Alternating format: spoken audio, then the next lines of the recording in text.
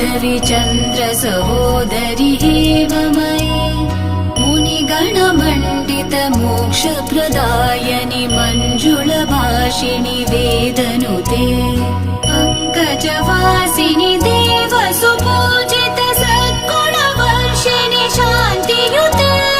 जय जय हे मधुसूदन कामिनि आदिलक्ष्मि जय पालय माम् जय जय हे मधुसूदन कामिनि आदिलक्ष्मि जय पालय माम्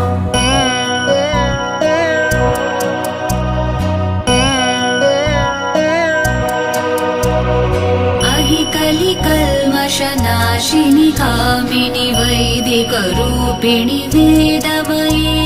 क्षीरसमुद्भव मङ्गलरूपिणि मन्त्रनिवासिनि मन्त्रनुते